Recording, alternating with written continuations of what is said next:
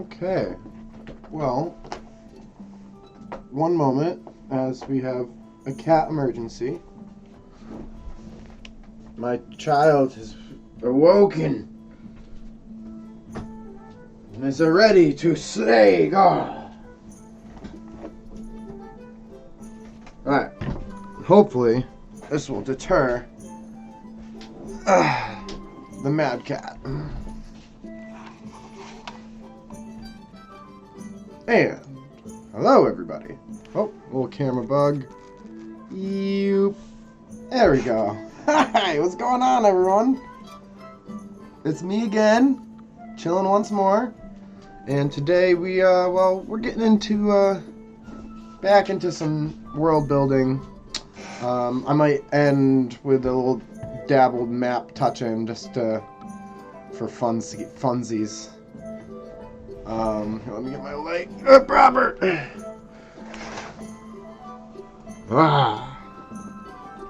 Awaken and reveal thyself. Yes. It is a good morning. Today we shall create.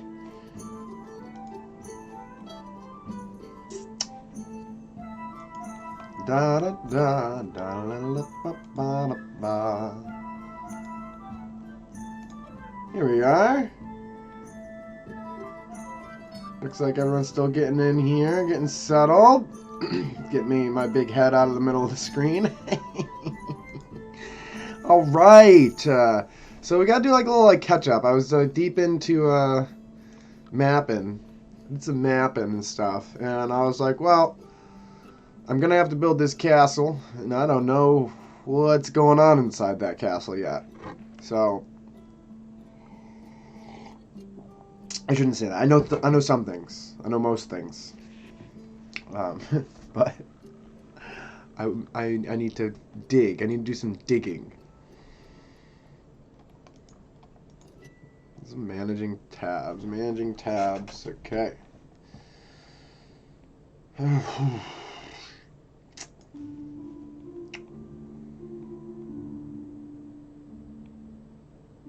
the castle's gonna be cut in half too. We could possibly think about like shimmying some of these. So like for example, this tile could be moved up. This tile could be moved up.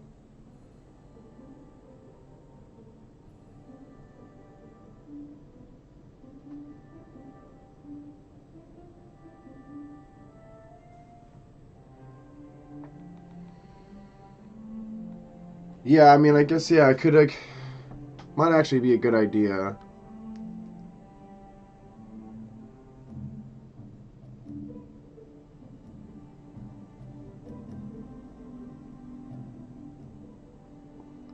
We'll have to think about that later.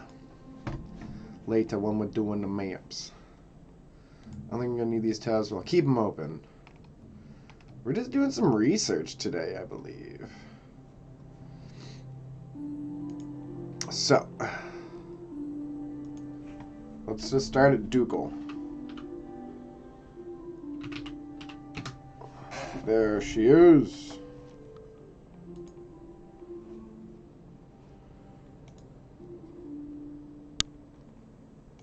Okay, the Ducal Castle was also known as Daggerford Castle. It was the ancestral home of Daggerford family, as well as the seat of power for the dukes and duchess that served as Daggerford's heads of state. It's a walled keep.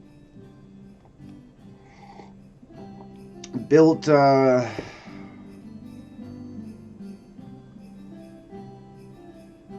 built 500 years ago. Because we're doing 1500. 550 years ago. 50 staff, including servants and guards.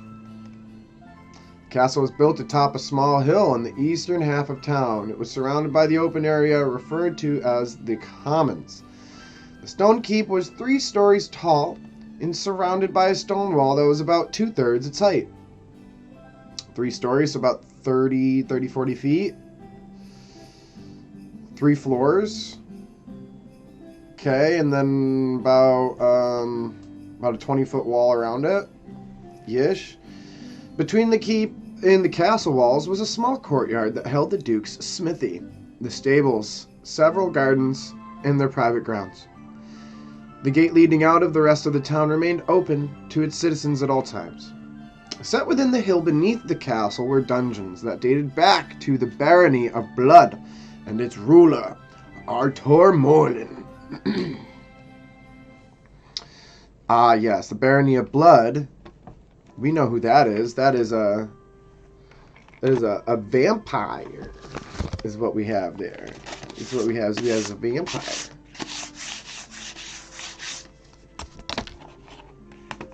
There we go. That'll help. Do we want to go check out the Barony? Know who he is, but we can refresh ourselves. The Barony of Steeping Falls, also known as the Barony of Blood, was an ancient realm that existed in the Delenbeer Vale from the 2nd to the early 5th centuries DR. It was ruled over by the vampire mercenary Artur Morlin, referred to as the Baron of Blood. It served as crossroads for traders traveling on and along the Delenbeer River.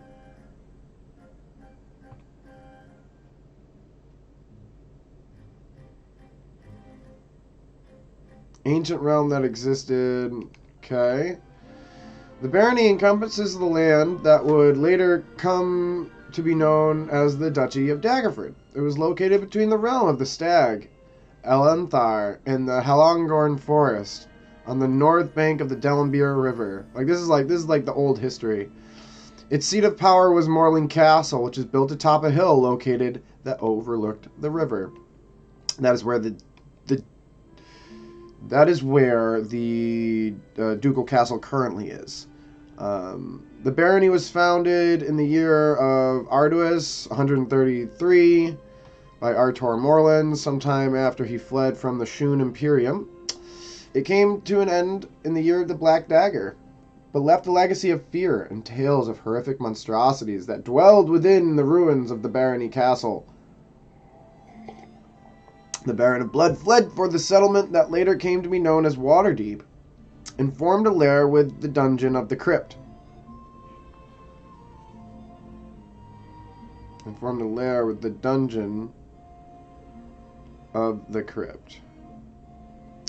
A remnant of Morling Castle could be accessed via the ethereal plane. It was used by Artur Morlin as an emergency redoubt.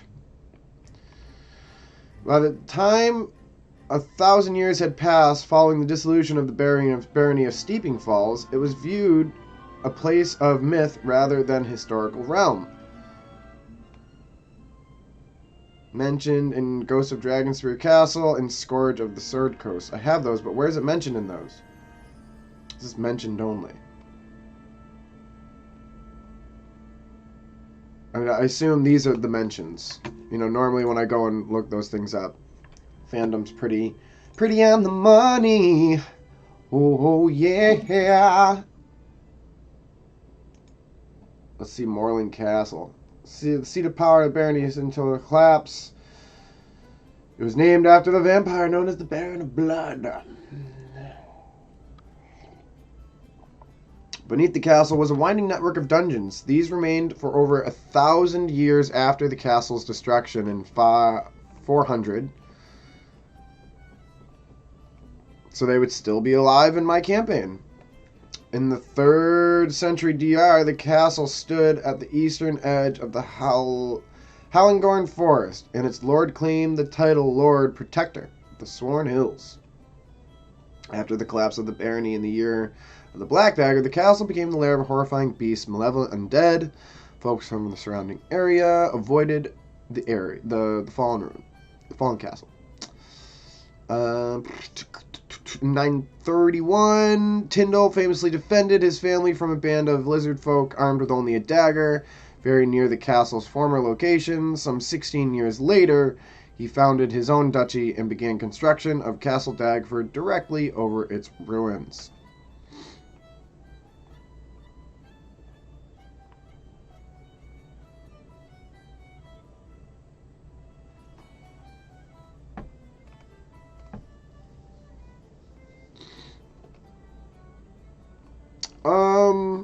Okay, so this is just like, this research is making me like, it's bringing stuff back to memory, because this is mostly stuff that I've already read, but also it's really good for me to kind of could get back in the mindset. This is kind of why I put doing this whole like main story and Duke Duchess place like on the back burner, because I want to get as much information as possible and then do it very intimately so that I'm not distracted by other information at the time, you know. Let's see. Tyndall Daggerford. It was built as a simple fortress. And it sunk into the swamp, and I rebuilt that castle, and then that castle sunk into the swamp. Then I built a third castle, and that castle, oh, it was a strong castle, but it sunk into the swamp as well. But this castle holds firm. And that's what you're going to get, boy. The strongest castle in all the land. And the doors are clean here, moved them up. 13th century, we got upgraded. We went from Wood Age to Stone Age. Bada banga. Bada boom.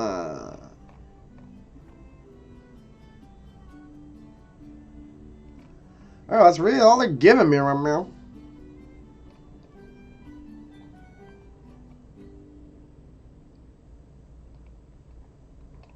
About 50 staff, including servants and guards. So more like, say maybe like 20 odd people live here. There would be office buildings as well, office spaces as well.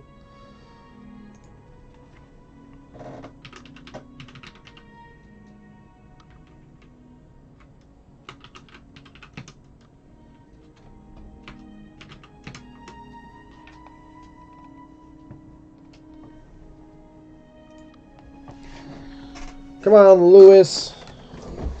You old Chonzo, you. Get in here.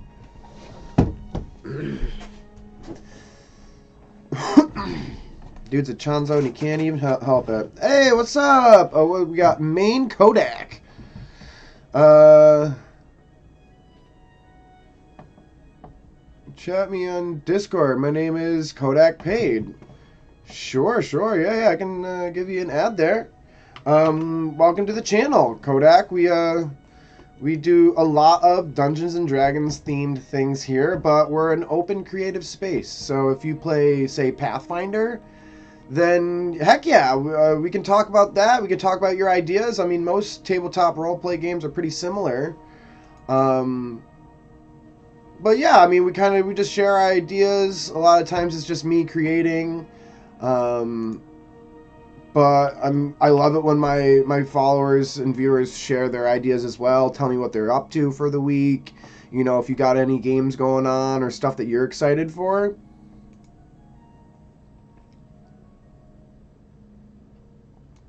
Welcome.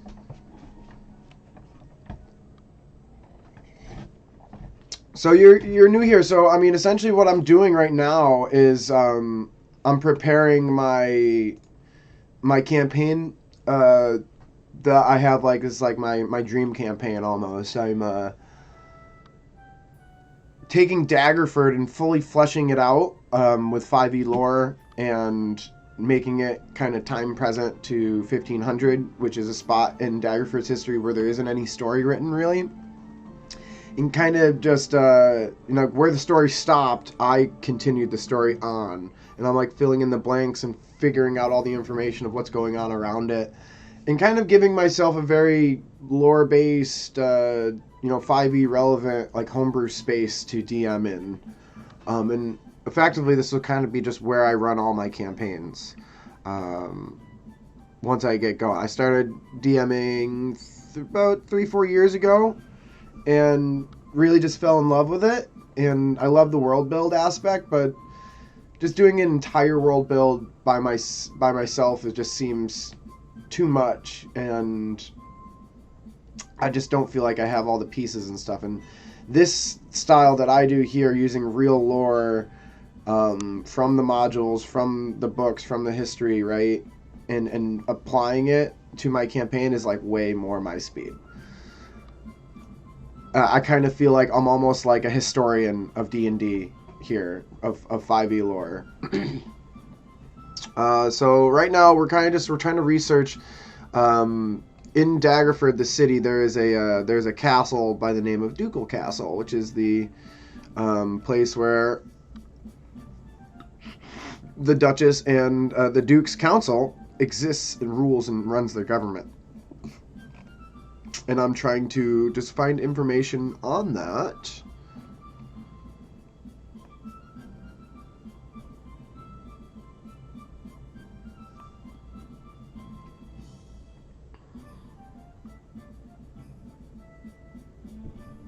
Hey, there you go. Whoa, you're a Disney buff as well, I see.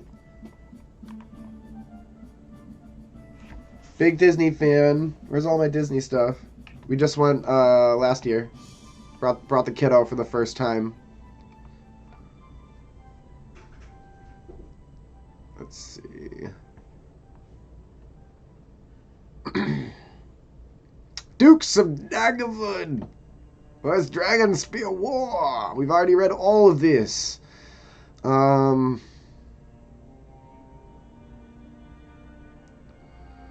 Just looking. I don't think there is, and I think that's not sad, but I just wish I had like a little list. A little list of who's on the Duke Council. I have other places to check too.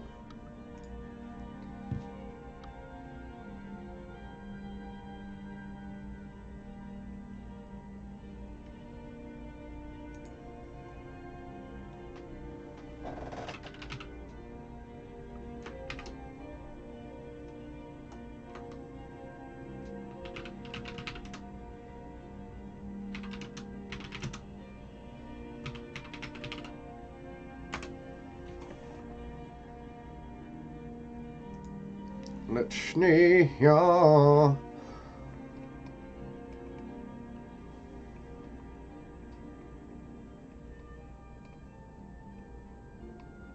Da do do do do do.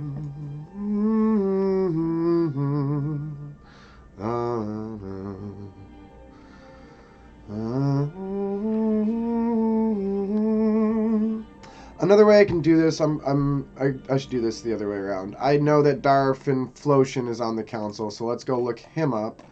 And then we can reverse search our what we're looking for. Was a member of the council.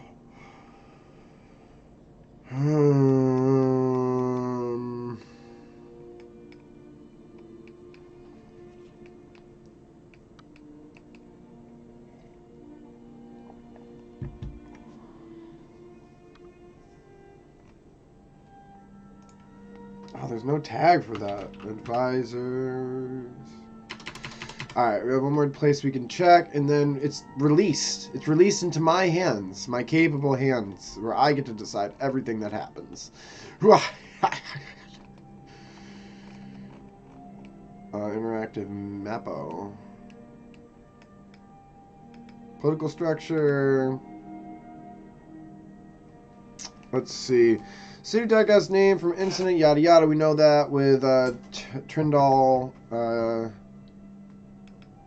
Daggerford there.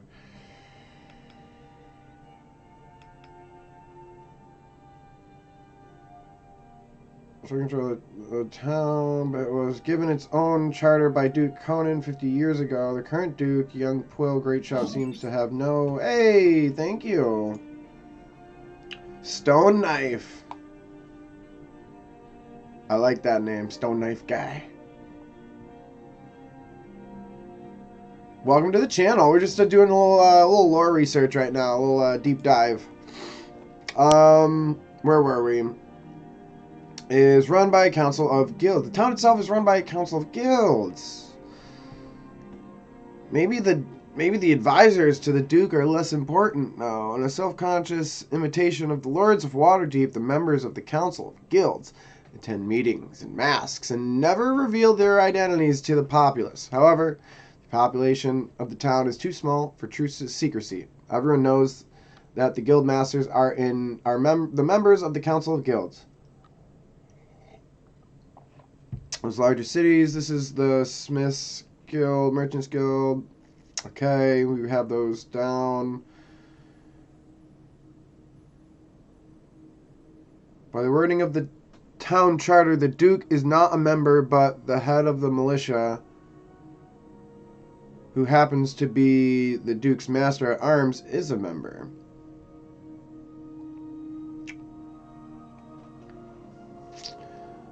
I need to find the master of arms here.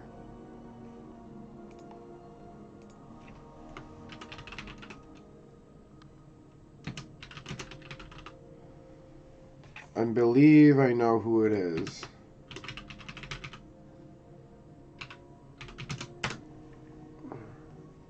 Yeah, Lewin.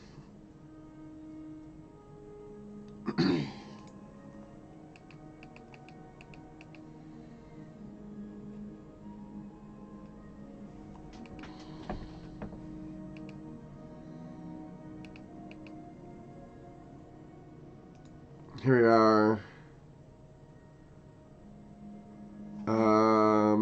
The bastard grandson of Conan Daggerford. His father, unknown to the city, was the son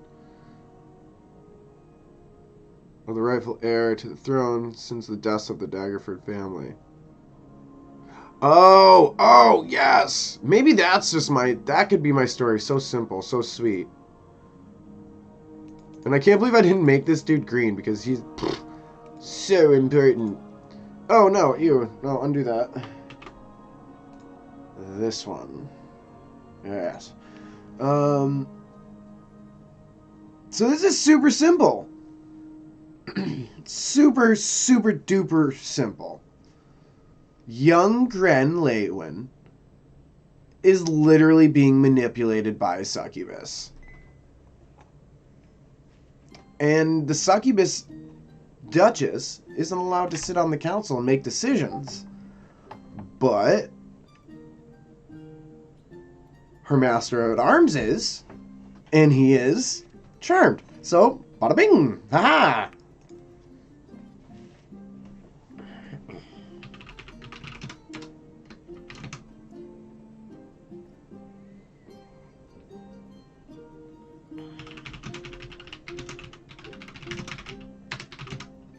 This, ooh.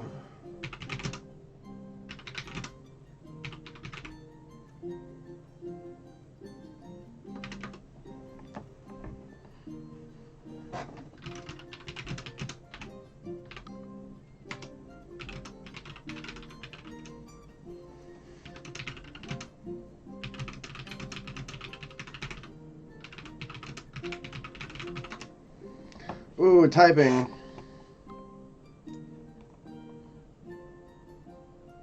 Oh, there we go. Stretching's great, though. We love stretching. So, where were we? We were it was so exciting. We know who this duder is.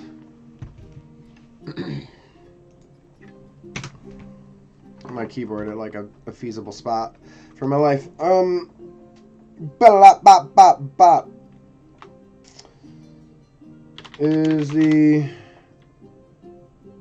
current master of arms for the Duchess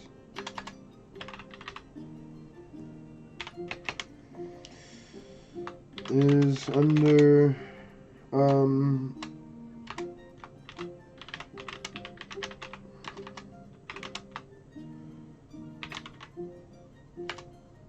Council of Guilds.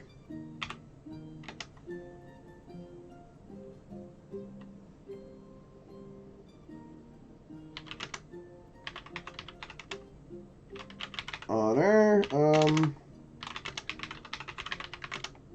under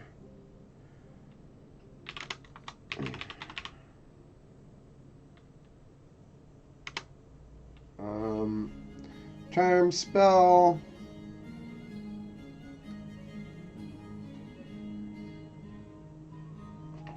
let's do some research on succubus.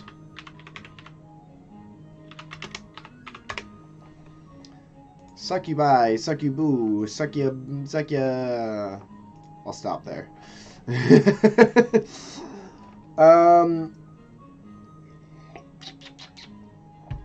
What level are these things? Challenge 4, but we're gonna like zoop that up a bit. Charm 1 humanoid. The fiend can see within 30 feet of it, must succeed on a DC 15 wisdom saving throw or be magically charmed for 1 day. The charmed target obeys the fiend's verbal or telepathic commands. If the target suffers any harm or receives any suicidal command, it can repeat the saving throw, ending the effect on a success.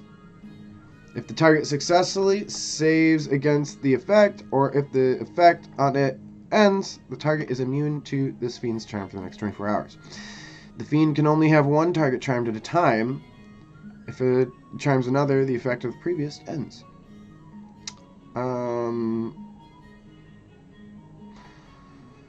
Let's see. Oh, yes, that's so cool. So, what did we just find like 10 minutes ago, right? So is it Barony of Blood? No, Morton's Castle, which is a castle on the ethereal side of the world below where Daggerford currently is, in the form of like tunnels and like crypts and stuff. It's like the remnants of that castle. So when things hit the fan around level 15-20, these players are gonna be like, call out this succubus and be like, yo, you're not the Duchess, you're a succubus. And she's gonna be like, poof, and she's gonna go through the ethereal, boop, right down to where the Morton's Castle is, and then the tier 4 campaign starts. Morton's Castle. Ooh.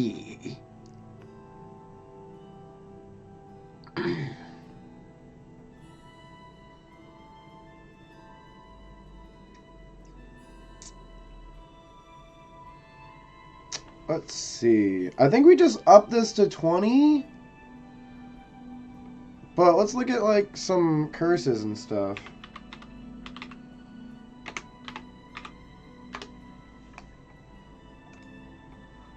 Because I want it to be like a charmed curse. I want it to last like 7 days. And I want like to have a few things that are kind of like out of the norm for the charm ability. So like it's to put Delphin off of her trail. Like as reasons as to why, like, oh my god, it's eluded me for so long. Like I never would have thought a succubus was capable of doing a 7-day charm. You know, like I was looking for it, but there's no evidence of a day-to-day charm spell, you know. So, stuff like that. Because she's not just a succubus. She's a really powerful one that's been planted there for some time. So it's like the hag's been hanging out for a while. They're established. Touch a creature, wisdom saving throw, become cursed. For the duration of the spell. Cast the spell, choose the nature of the curse.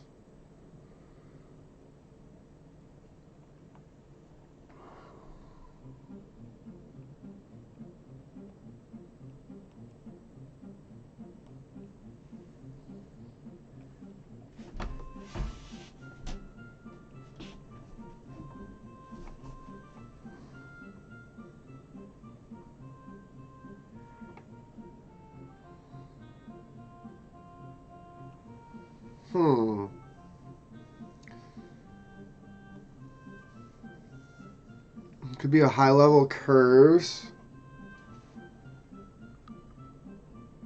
Choose one ability score. While cursed, the target has disadvantage on ability checks and saving throws made with that ability. Disadvantage on ability checks and saving throws.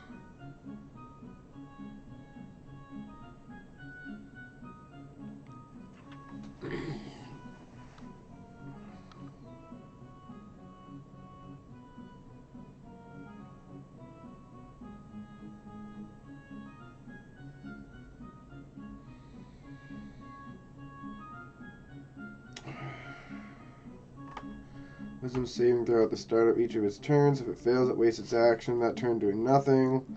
While the target is a curse, your attacks and spells deal an extra. Remove curse spell ends this effect.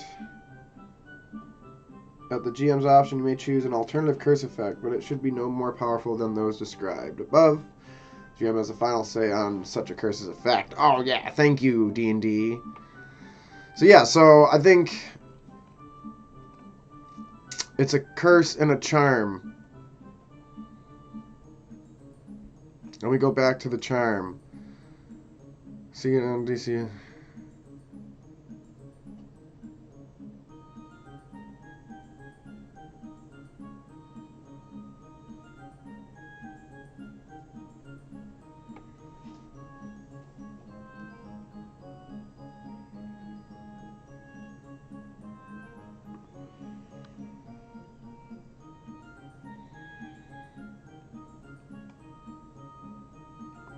Yeah, so like right now I'm currently, what I'm thinking is like, how do I kind of set up this charm and this curse? It's very important how I decide this, and I want it decided now. What the DC is, what the combination of magic that's being applied, and like how that's solved and how it exists. So what I would also like to know in that case is like, how do you get rid of it, right? Greater Resto 5e. See if there's anything more powerful. And one effect that charmed or petrified a target. One curse, including the target's attunement to a cursed magic item.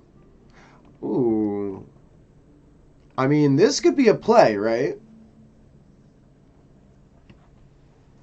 To undo a debilitating effect. You can reduce the target's exhaustion level by 1 or end the following effects on the target. One effect that charmed or petrified the target. One curse, including the target's attunement to a cursed magic item. Any reduction of the target's ability scores. One effect reducing...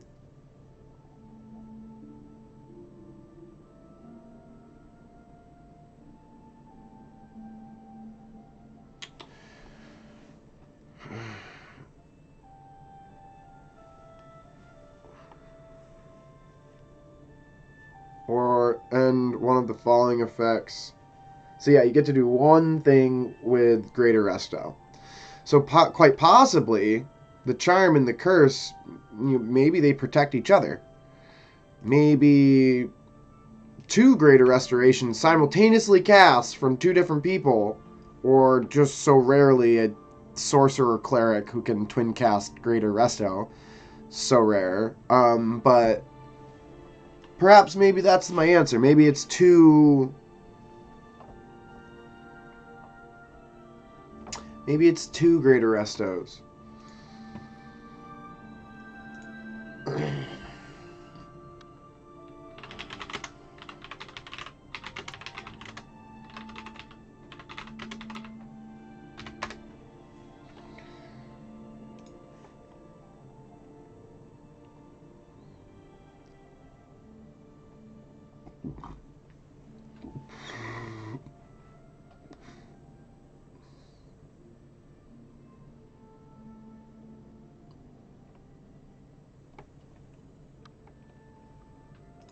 Let's see here.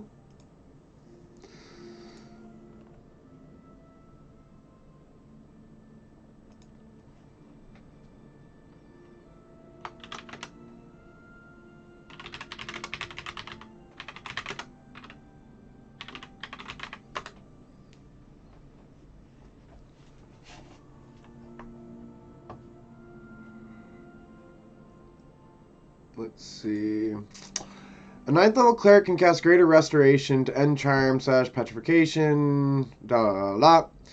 I tend to use big curses in my game as story driving magic. In the past, I've hand waved that remove curse and similar spells / rituals don't work on a big curses, but I never had any story justifications besides. The DM says so. To an extent, Greater Restoration mitigates this workaround by requiring the spell to target a creature who is cursed. Thus, big curses can simply be on family bloodlines, places, everyone who witnesses a painting, and other things which transcend the individual. Now, that works for a lot of cases, but there are still going to be times when you want a big curse on a creature that can't be broken with the simple casting of a spell.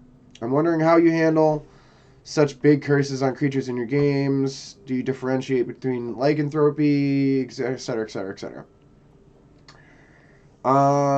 Some curses can only be stopped by fairly specific means. A wrong must be righted, a princess kissed, or a god must be somehow appeased. In such cases, I might let Greater Restoration solve the matter until dusk, or something like that. Ooh, this could be an idea. Frankly, if Pelor has cursed Baron von Bloodbath with the state of vampirehood, you don't want him being able to nip down the local temple of Hexor and just have it removed for 100 gold pieces.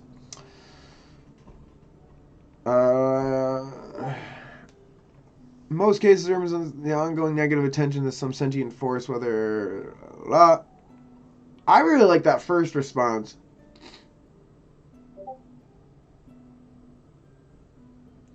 So it's not like there are a lot of 17th level clerics running around, and the only ones that are probably won't help you without asking for a quest. This is also fair.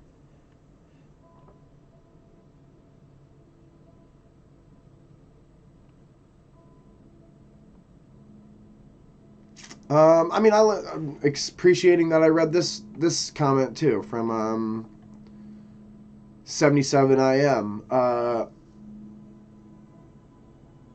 Interesting concept, right? A 9th level spell cast from a cleric only comes out at like level 17 or 18, depending if they multi-class, right?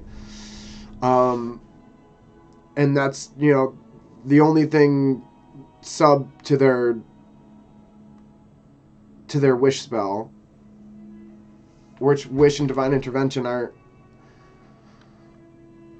automatic, depending on what things are. But if somebody wished themselves to not be a werewolf anymore, I mean, it could be allowed, could be a thing, right? And then also this, but my concern is like when they are, maybe that's a good cap, actually. Maybe think about it like that. If I intend for this to be a tier 4 campaign, right? When they are finding out about Pancheska, the succubus, and finding out about Leywin here, they literally can't do it until they have a 17th level cleric, or the ability to.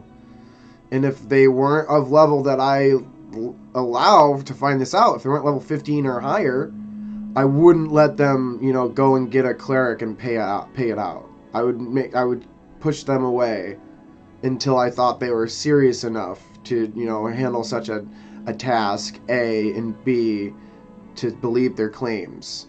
As they're just young upstarts, why should I believe them, right? And just keep sending them back until them come back when they're ready, or when they found more proof, or etc., right?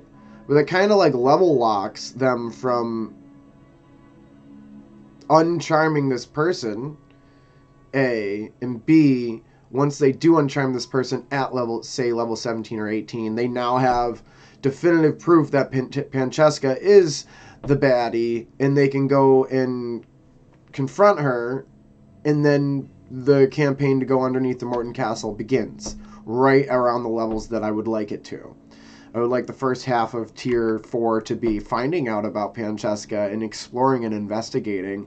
In the second half, smiting the succubus, right? So I think these two sentences are so good.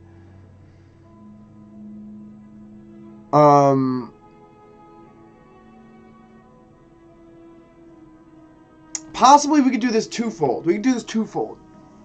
Because I really like this idea, this concept of like big curses, and they're curses that have been in place for so long that they're hard to remove. You can't just cast a spell.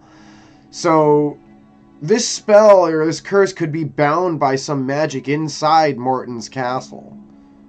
And I think this is where I'm going to end with this. Or it's not end, I should say. This is where this story is going to lead to.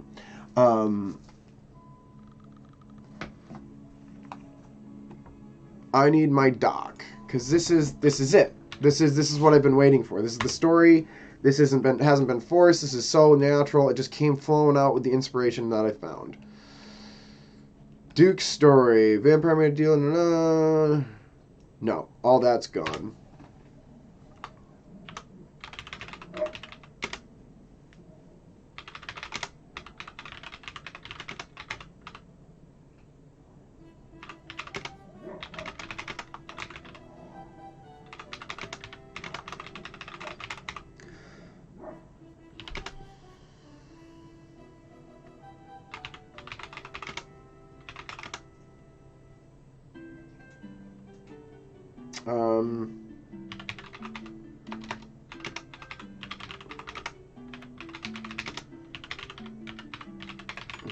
And deception. Playing on the greedy whims of several council members. Oh, and this makes more sense now too. So there's less council members up there, and I kind of it's interesting too, because like the Duke or the Duchess kind of is like a figurehead at this point. And this is giving me more ammunition as to why the Pancheska's been able to sit up there for so long. Like, nobody cares about the old Duke that doesn't matter anymore. Like, they don't make decisions like, stop, like, who cares, right? They own the biggest house in town, yada, yada, yada. Like, we're moving on. Playing on the greedy whims of several council members.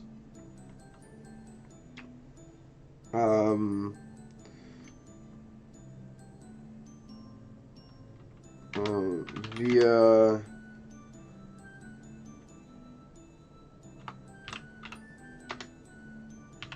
Lewin Longhand, or Master at Arms. I don't like the structure of the sentence.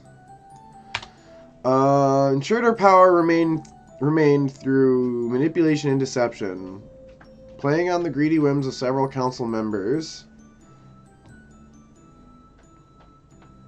as well as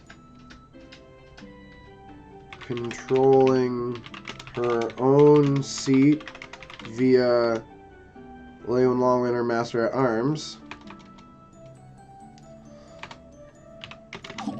And alright, another follower. Welcome to the channel. Pancheska, let's see. Lewin Longwinter, Master of Arms. Pancheska, controlled a voting majority in the Council of Guilds. Ah, here we are. Bildo, nice, cool name. Hey, Machines is back. All right. Living good. I'm just doing some deep dive research over here. We on my channel here we kind of do just Dungeons and Dragons stuff. We think of ideas together. We are dungeon masters together.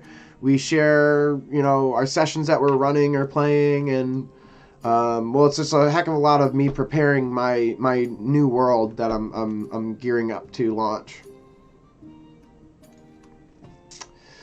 I've been known to run a game or two. Then yeah, this is the place for you, Bildo. I love the name too.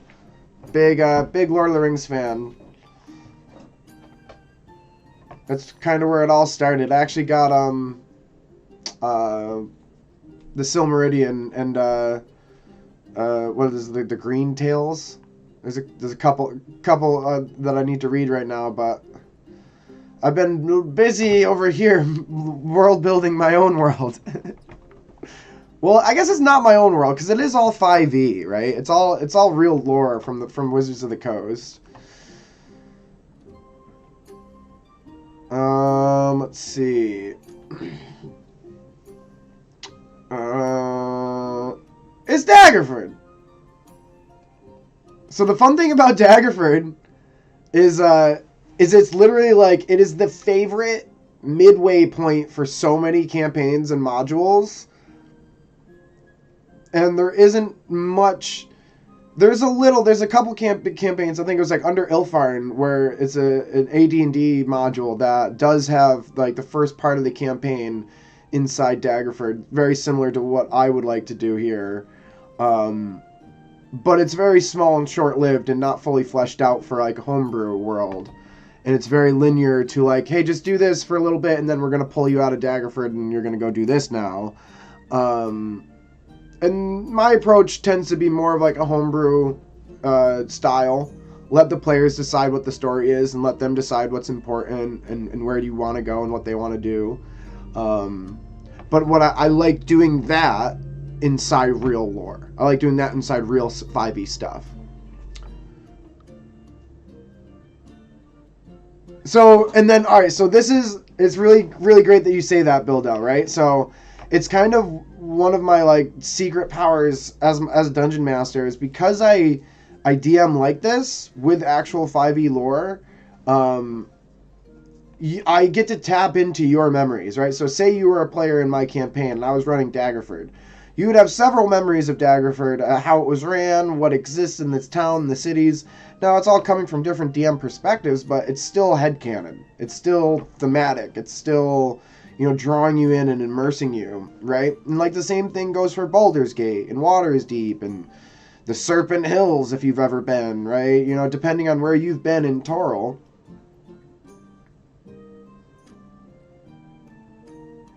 Yeah, so like essentially what I do is I try to find spots in the story that have gaps or spaces on the map that have gaps. So like my last campaign was set in Roaring Desert, which hasn't had any actual things happening in it for like 1,000 years. It's like very ancient history desert. It's just north of Heldepan, which is out east on the Gold Coast. But this time around, I want to do something a little bit more intimate, a little bit more populated, a little bit more closer to home. And what's something that I'm finding is like once this is like fully fleshed out, like there's so many campaigns that kind of just start at Daggerford. So like for example, like Curse of Strahd literally starts outside the northern gate of Daggerford with a group of Vindanis, I believe they're called, which are like some like foreign people that are traveling and they're traders and they're assumed to be bandits, but then they tell you that they're actually good people trying to do the thing with Curse of Strahd, and then off you go down the tradeway. Vistani, yeah, thank you. So it's very cool. It's very cool to see like, oh, like at any point in time, if my players or like my friends want to run Curse of Strahd or I want to run Curse of Strahd, well, I'll have all this super fleshed out stuff to like get the campaign ready to rock.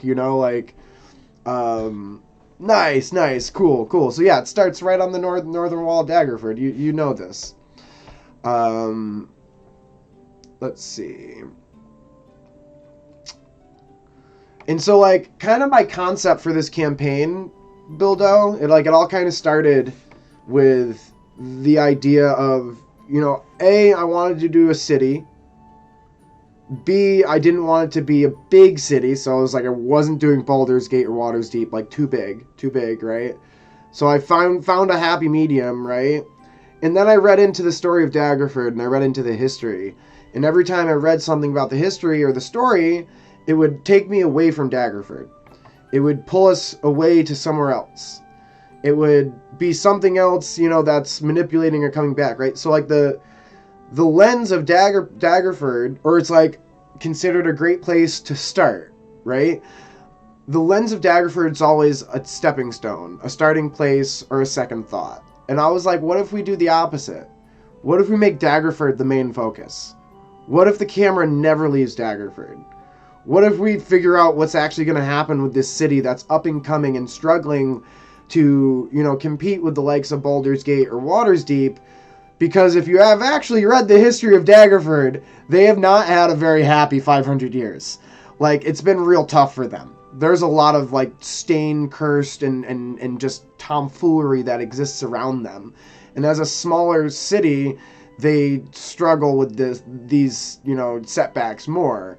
And things that have started to kind of remedy that are the increase of size, the increase of trade, the increase of neighboring cities that now have more ability to govern, like, larger portions of land or protect. The creation of the Lord's Alliance, right? So, like, even the Lord's Alliance is a reason why Esda Daggerford can be a more substantial city. So all these new reasons kind of exist for Daggerford to be successful if you look at it in the time frame of, like, here, I'll step into the office quick. If you look at in the time frame of, you know, like, moving forward, right? And when I applied my logic of, like, I need to find a time period where there's a void in the story, I'm like, oh, well, everything ends at 1485 DR.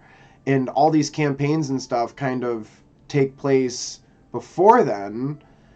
And I took all the evidence. I'm like, well, if all the bad stuff had already happened, unless I'm over here adding more bad stuff, which I don't technically need to, because there's still so much remnants from the stuff that I've been reading. You know, it's like it would only make sense for this city to be on the up and up and to finally find a place for itself in the world as a major trade city and a metropolis, right? However, caveat, only if my players want that to be so, right? If I have 4 players that come in and they're some baddies and they want to have an evil thieves guild and they want to control the council of guilds through manipulation and deception, right? Well, then maybe the town doesn't succeed so much. Maybe it does, but in the wrong hands. Maybe the town was going to be successful and the party just had a really big blunder, you know, and just lost the roles. So, like, the outcome of Daggerford quite literally is going to come down to what my party decides for it.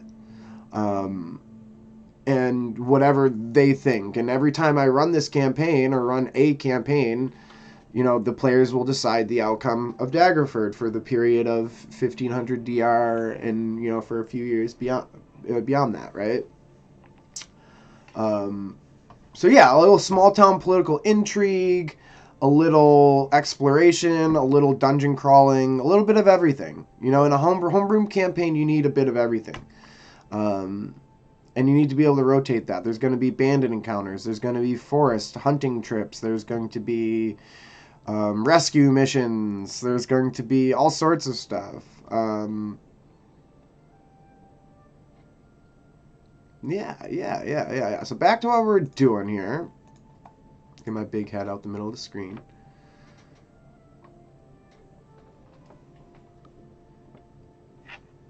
Let's see.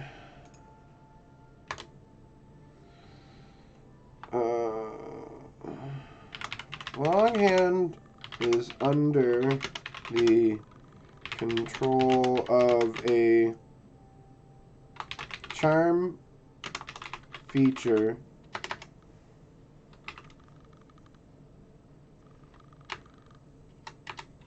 high level charm and spell like ability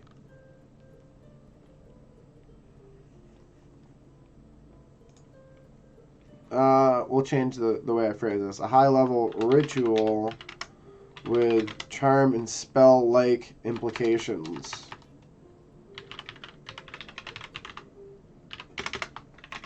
This ritual was cast and bound to an altar deep inside the Morton Castle.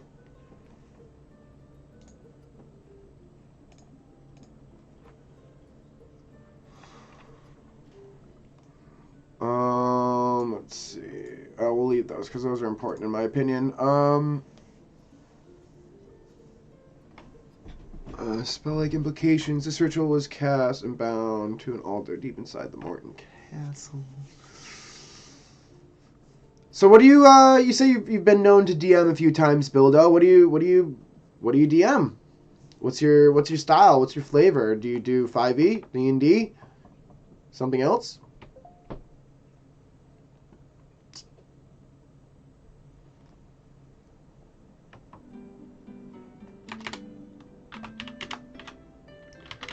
This castle is located below Ducal Castle proper on the other side of the ethereal plane. Baba consists of ruined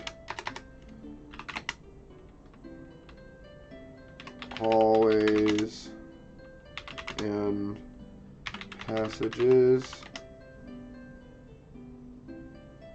that lead to a large, well, I guess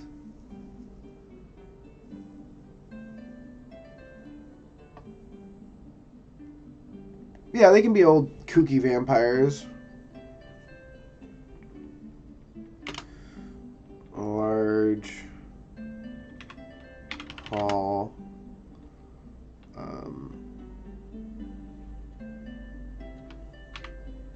Used for blood sacrifices.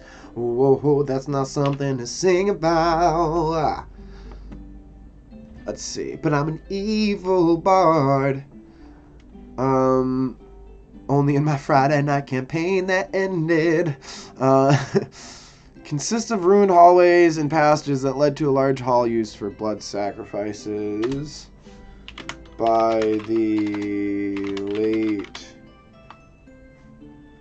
blood of barony.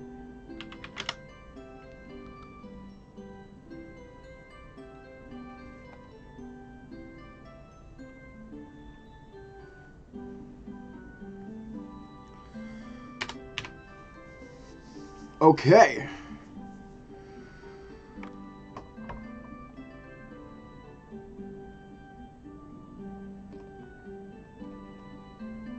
Continuing on the curse.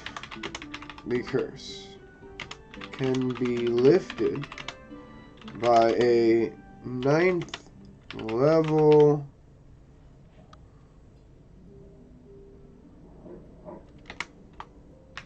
greater restoration.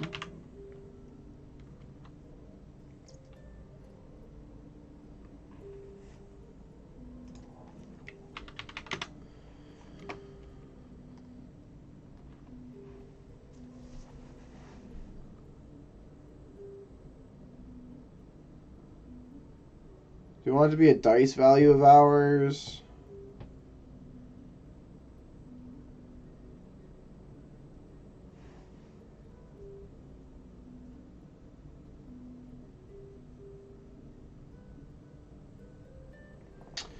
No, I want them to at least have time to long rest. I want to give them like a day to prepare. So I get it lifted for, say, 24 hours.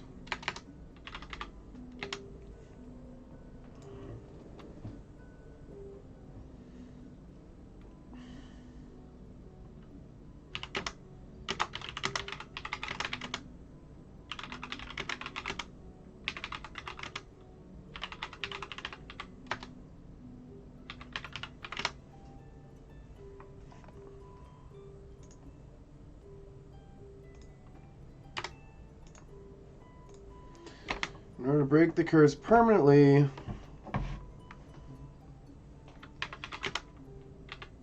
the altar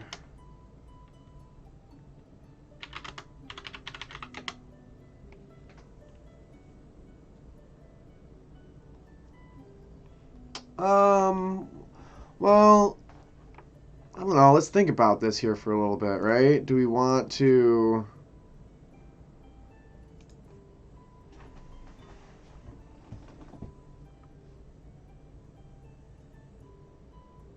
How do we want this...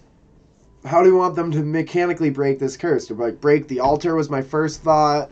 And then I'm thinking, well, maybe, like, the blood curse can only be broken with blood. So, like, you gotta have Leywin's blood on the altar once more, or maybe Pancheska's blood, the one who cast the ritual. Maybe that's something. Maybe it's Pancheska's blood because she put her blood into the ritual. I don't know. I'm gonna table this thought right now, is because I have to go to the bathroom, and I'm gonna take my little 5-hour break here because we're just getting over an hour. Just get my back stretched, get standing, get moving around, keep those knees, get those blood in those knees, right? Maybe drink a glass of water. Yes. All right, cool. I'm gonna put the office up, and I'll be back in a few.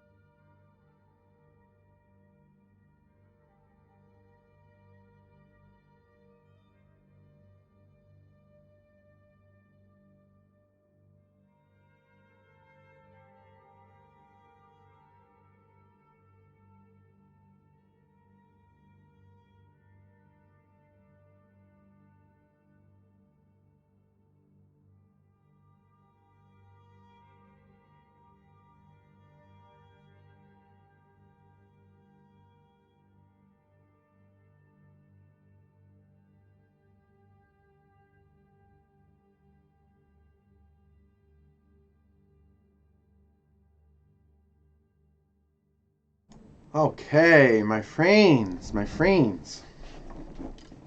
I can get water. I got a smoothie. Still had to finish breakfast. Oh, my pants fell down. Hold on, you didn't see this.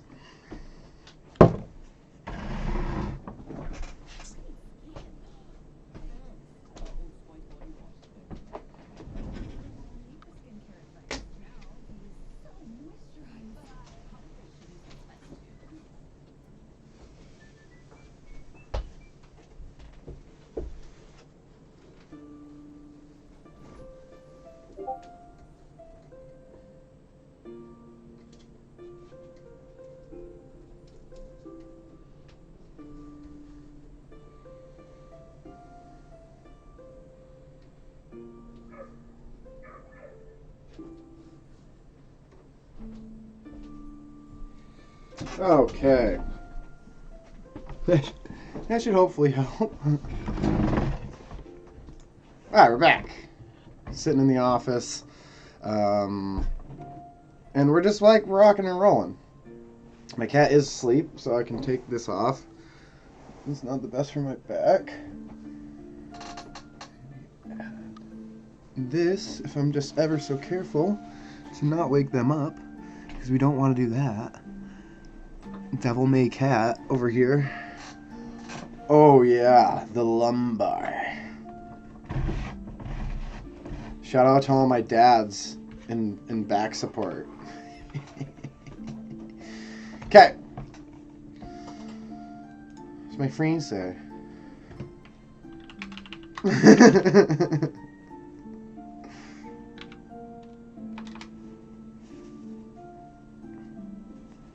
So me and my friend are currently playing Baldur's Gate in our honor mode run, and once we hopefully beat it, or inevitably won't, we're gonna make a group of all human bards. Bards are so powerful, just like Swords Bard is so broken. It's crazy ridiculous, and you could just do a bunch of bardic multi-classes and just break the game. I love when part of my smoothie bottle disappears. Alright, so what am I doing here? What do we think? I need some help here. I need some love in the chat. What are we gonna do here for this curse?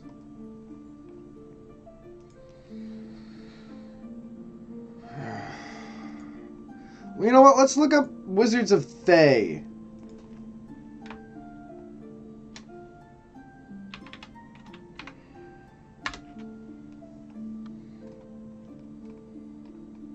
Day and Night, Day and Plateau, Red Wizards, Red Wizards.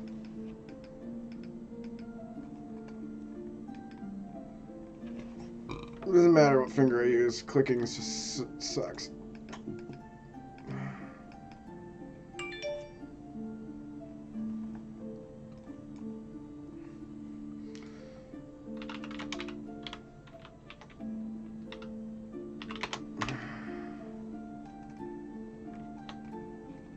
There they are. Okay, let's see what kind of foolery they get into together.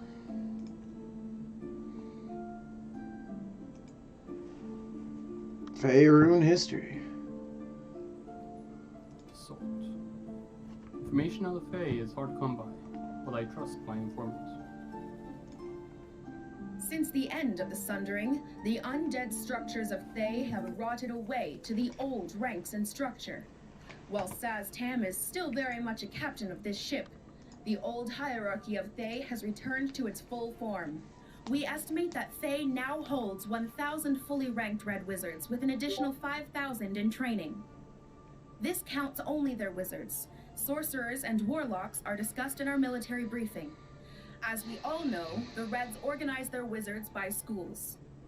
Necromancy is still by far the most influential, as Death rarely claims their members, so necromancers make up the largest number in the Red Wizards.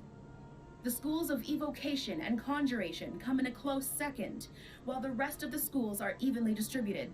Now that you understand who makes up the Red Wizards, this is how they are structured. Each school is run by a Zolkir, the most powerful artisan of their school. and they can command anyone below them. They are also usually in charge of an army, but more on that in our military briefing. Below the Zulkirs are the Voskirs, charged with leading major projects and given close to unlimited power to discover any new and powerful magic. You will seldom find more than 2 or 3 Voskirs in a school, and all of them will be found very close to the Zulkir. Ulukirs are below the Voskirs and the managers of the hierarchy. They are tasked with staffing the enclaves, providing the rotations of wizards to maintain the weather, and any other task that requires an organized mind. An estimated 10 to 15 Ulukirs are expected to exist in each school. Thraskirs are below the Ulukirs and act as judges. They are the arbitrators of the law and will hand out judgment to wizards below them. They also preside over any disputes outside of the Red Wizard hierarchy when the Crimson Courts cannot find a suitable solution. This is rarely a good idea for either party in a dispute. As bad as things can go in the Crimson Court, they seldom get any better when a Thraskir needs to intervene. Below the judges, we find the Nishkirs. Some may assume they are the paper pushers, but that is not so. The Nishkirs, named after the magic-eating Nishru, are the monster hunters of the Red Wizards. Authorized to study everything that moves, they gather any valuable information on the magical creatures of the realms. The Draxkirs are below them in authority, but are more or less equal to the Nishkirs. A Red Wizard rising up the ranks may land into either position without first going through the other. The Draxkirs are masters of logistics. Their job is to coordinate requests coming in and out of the enclaves, as well as gathering the required materials for the more powerful spells being researched by their higher-ups. Components, gems, sacrifices, and whatever needs gathering, the Draxkirs should know where to find it. After them, we have the Barakirs. Now they're the paper pushers in Thay, though they mostly push book pages. Some would call them scholars, but they are less involved in finding new magic and more about finding old magic. Given how low the Barakirs are placed in the hierarchy, it tells us a lot about how the Red Wizards value ancient knowledge and lore. Last and certainly least are the Alakirs, the novices of the Red Wizards. They have made it into the ranks, and that's just about it. Until their master says they are ready to move up, they are simply the lackeys to any higher wizard who demands their service. Alakirs could be sent anywhere to do almost any deed, but they still hold more value than most expendable goods in Thayan society, so it is more likely that they will be sent off to complete a dull mission rather than a dangerous one. However, do not underestimate the Alakirs. To enter the ranks of the Red Wizards is not an easy feat for most in Thay, and it is not rare for an Alakir to have some other novice's blood on their hands before entering their ranks. They are also full-fledged Red Wizards, which makes them more important than the common folk of Thay. When addressing a Red Wizard, the word Dayron or Dayroness is a safe bet. This is a noble address, as all Red Wizards are nobles. If a Red Wizard is also a Tharchion, then it's wise to recognize that as well. And the same thing goes for the ruler of an enclave, a Kazark. The Cabals have a couple of positions within them that you might need to know. The leaders are called Zardeks, and their second in command is a Jaranan. Some Red Wizards insist on being addressed by their specific rank, but if there is no way for you to figure out what that is, the generic honorific for a Red Wizard is Ralkir. Keep an eye out for any heralds at events or in the high districts, as their preferred prefix will be known there. Highly ranked Red Wizards, in most cases, will be wearing their symbol in the form of jewelry, embroidery, or tattoos. If they decide to wear their mark, you can be sure that it'll be visible. If you cannot see a mark, revert to addressing them as a Ralkir. And always remember, whenever a wizard gives you a hint, you should take it. Beware, this information came out of Velatar, so it might be a bit hyperbolic to stir up funding. In the coming weeks we will investigate some new topics. They would not normally fit into our talks, but I hope you will stay with us while we explore these new ideas. Alright, I like this new little always, videos. Follow the word of Opa, and like, share. Cool. Okay, so let's read for ourselves here. Bada bing, bada boom, bada boom, boom, boom.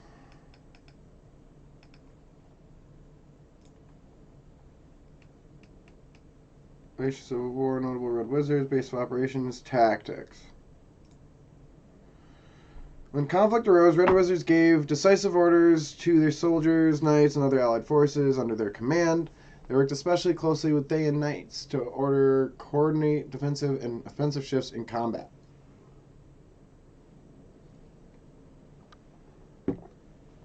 Red wizards were well trained in the arts of war, but still readily listened to those trusted individuals who offered tactical advice. Acted aggressively, they often utilized large area of effect spells to incapacitate or harm large numbers of their forces. They regularly employed the various spell scrolls and wand to which they had access to. Okay.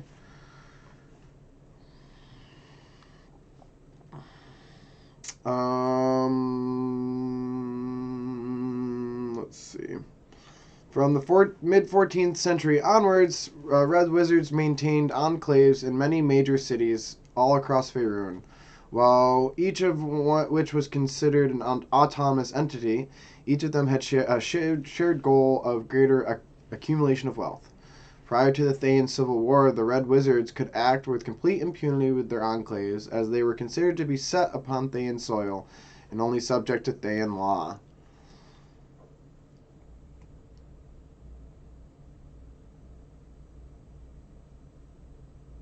Possessions, relationships, history.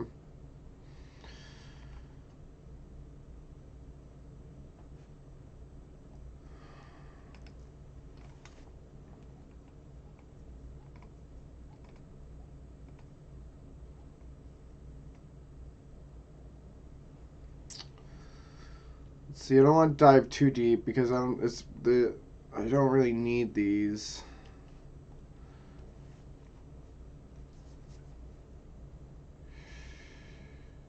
Bloodgate.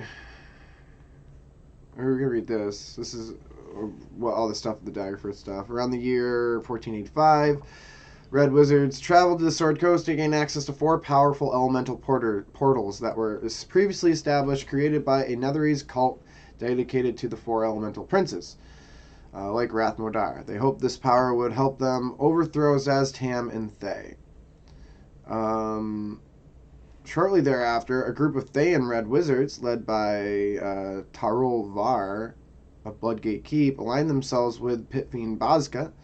They plotted to take over the nodes of elemental evil to create a portal that would allow Thayan soldiers to march on the Sword Coast. Valindra Shadowmantle led other Thayan loyalists to the heart of Ubtao and Chult in order to secure or even destroy the device known as the Soulmonger. Also around this time, yet another group of Red Wizards, accompanied by a band of Githyanki Knights, to seek out some enormous adamantine item from within a dungeon beneath the dragon caves of Tunarath. It was unknown if they were members of Zaz-Tam, loyalists, the Thayan Resurrection, or yet some other faction. Let's see what the Soulmonger is. The Soulmonger was an immensely powerful artifact constructed by the Demi-Lich Acerak. It was able to drain the life of any living individual on Toril who had been resurrected at some point in the past, and furthermore, to capture the souls of creatures as they died anywhere in Toril. Whoa, this thing's crazy. The activation of the Soulmonger in the late 15th century DR started a worldwide emergency known as the Death Curse. Ooh.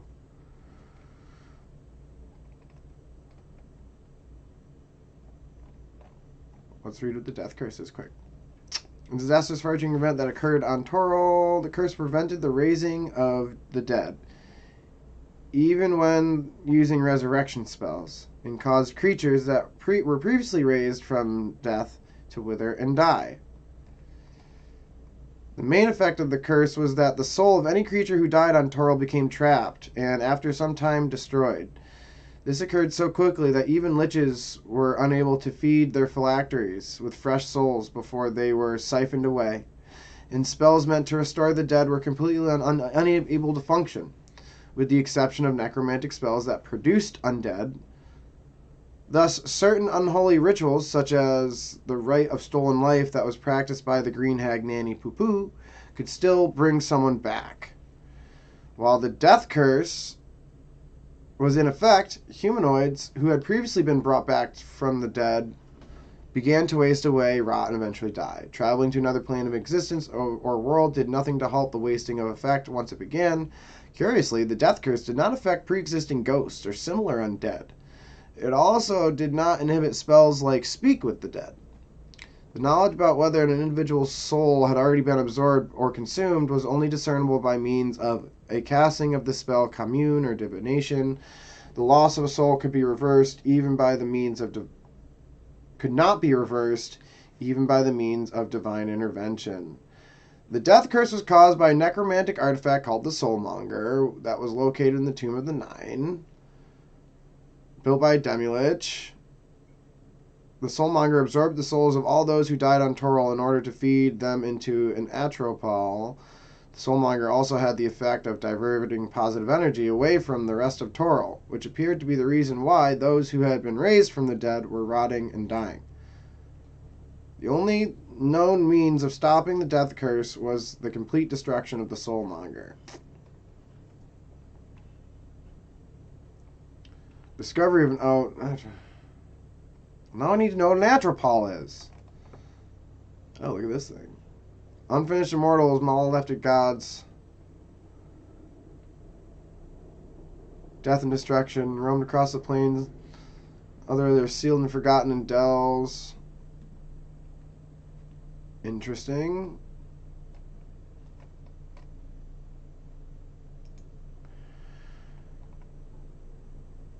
Something inspired to elevate to become a world-ending god of death.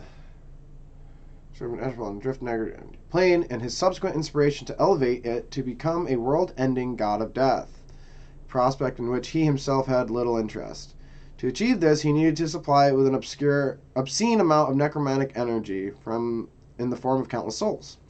Asarak relocated the Atropal to the deepest depths of the Tomb of the Nine Gods, a death trap which he had constructed a century prior for the purpose of luring, traumatizing, and absorbing the souls of adventurers to feed his phylactery, and recruited the services of the Sown Sisters, an infamous coven of night hags from the lower plains, intrigued by the promise of a nearly endless supply of souls. The Sown Sisters agreed to help nurture the Atropal to godhood and assisted Asarak in crafting the Soulmonger.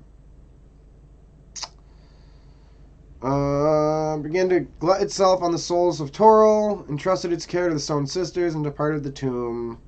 Kept an eye on it as he left and recruited Yuan Ti, promising him the aid of the gold. In the prison, not important. Had no intention of keeping his word, and the cruel soon struck. Yeah, blah blah blah. Midsummer, prior to the event, noticing effects of worldwide death curse. While its exact cause was unknown, some were unable to divine that an artifact called the Soulmonger was responsible, and that is... I can't read today. And that it was located somewhere in Chult. Among the first to take action against Asarak was Saz Tam, another powerful lich and the leader of the Red Wizards. Perturbed by the death curse's disruption of the flow of souls into phylacteries, Tam sent his lieutenant, and also lich, to claim the Soulmonger for Thay to destroy it otherwise. With her was an expedition of Red Wizards, was seen as a plague, and was the talk of the taverns across Faerun. While in some cases there was a general panic among the populace, others it led to derisive jokes at the expense of the wealthy adventurers and their patrons who could afford resurrection services and were now suffering for it. Within 10 days of the onset of the death curse, the Harpers also managed to obtain the name and general location of the Soulmonger from a lich, rumored to have been Saz Tam himself. Soon, large numbers of adventurers were seeking the Soulmonger and the death curse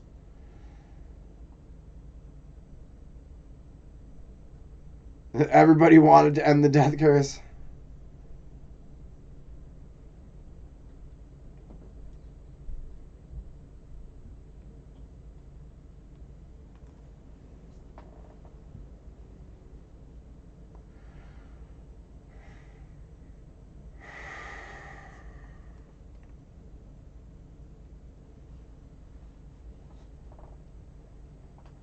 The lifting of the curse also emboldened some evil groups such as...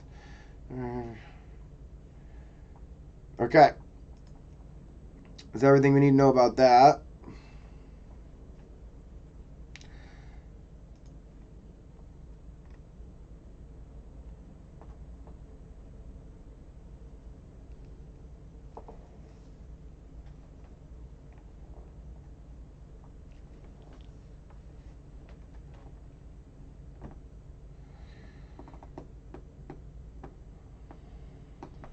Ooh. Ooh. Ooh. Ooh. Okay. So here's my idea. I think we're gonna stick with breaking the altar in which this curse was cast upon. But not only that, I think we're gonna add some power to the succubus. So I want to see something here quick.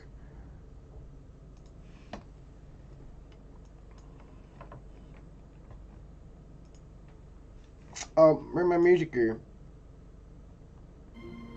There we go.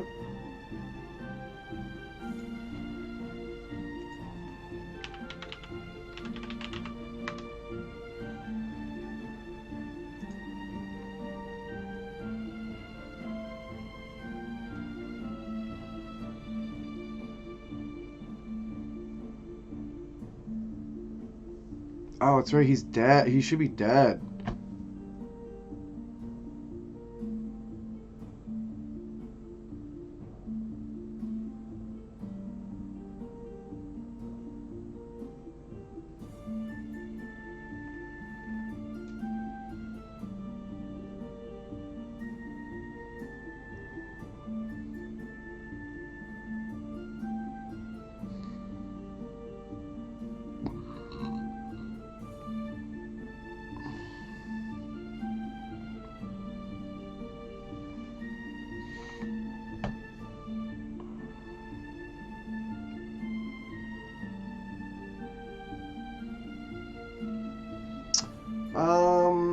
Well, maybe somebody else fits this a bit better. Is there another long hand that exists? I don't see any mention of a level 9 fighter.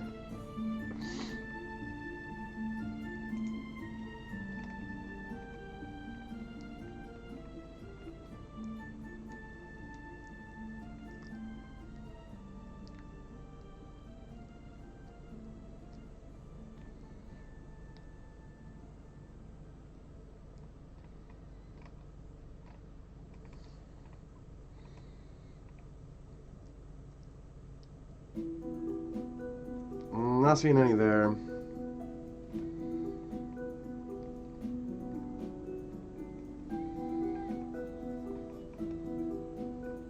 Right here.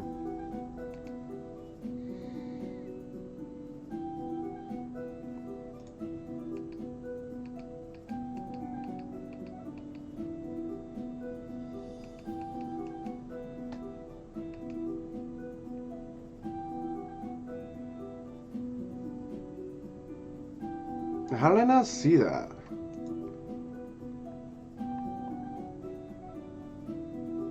It's due to 60.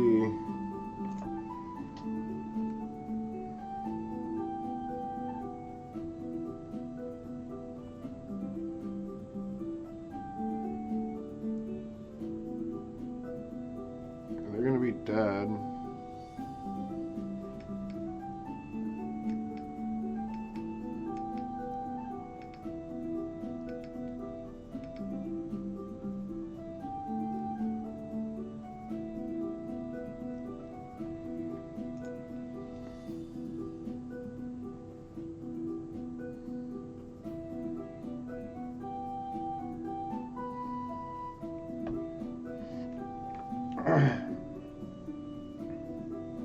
Yeah, that's right.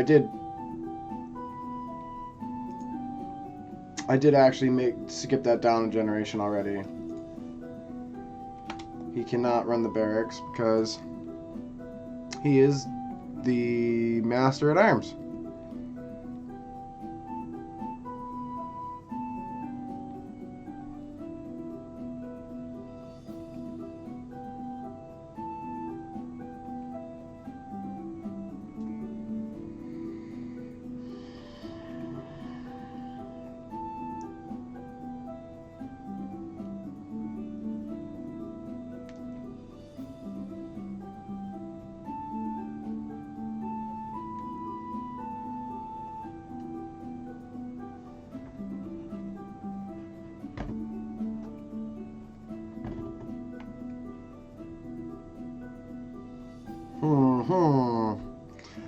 Hoi Lepa, what's going on? What's brewing? I'm finally getting into the specifics of what I want my story to look like. For like my main story. I think I finally figured it out. I'm just kind of like, right now I'm just kind of like oogling over all my stuff.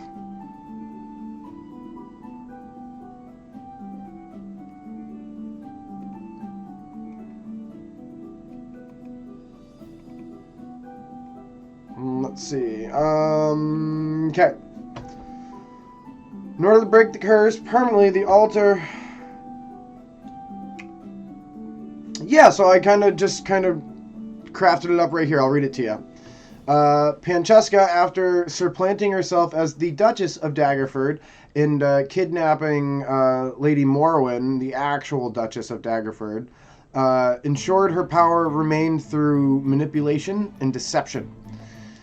Playing on the greedy whims of several council members, as well as controlling her own seat on the council via Gren Longhand, via Gren, who is the master at arms, and unbeknownst to the people of Daggerford, is the rightful heir to the throne. Francesca controlled a voting majority in the Council of Guilds. So essentially, this succubus, who's hiding as the Duchess, is controlling the city politically through side seat controlling. No, well, I mean, maybe. They kidnapped her and she's held in a different castle. But the succubus is the one that's the current Duchess. And this is how she controls the politics, right? Because the Duchess, about 50 years ago, they decided to charter the town. Instead of having a duke like a king, the duke was more of a figurehead, and really puts the suck in succubus. Yeah, for sure, right? Stone Knife. So the guild leaders run the town kind of like a democratic process, kinda, because they're not really voted for. I'd say it'd be an oligarchy that they're running. And she's puppeting this oligarchy via money, greed, deception, and she quite literally has one seat on the council with the master at arms of the city, who's charmed and under a curse, which we'll discuss next. So Longhand, he is under the control of a high-level ritual with charm and spell-like implications. This ritual was cast and bound to an altar deep inside Morton Castle. This castle is located below Ducal Castle proper, which is the keep castle in Daggerford. So below it, but it's on the other side of the ethereal plane. It's an old castle. It's less a castle and more ruins, as this was, thousands of years ago that this place existed and now has been lost to the ethereal. This is from before the spell plague. This is way, way back. An old vampire used to live there. It consists of ruined hallways and passages that led to a large hall that was used for blood sacrifices by the late Blood of Barony, who was a vampire lord.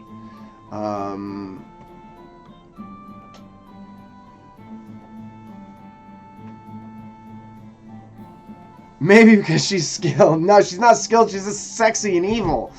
And then I kind of came to a standstill here because I needed to discover how I want this curse to exist and how I want it to be removed and what the mechanics are going to be, because this is very important and high level stuff.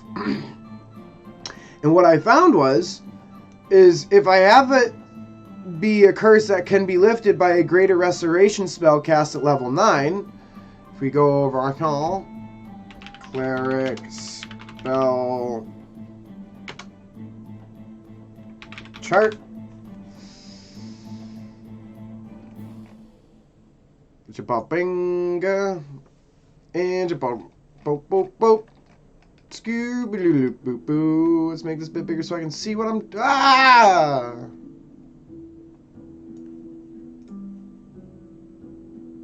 Make this a bit bigger so I can see what I'm doing.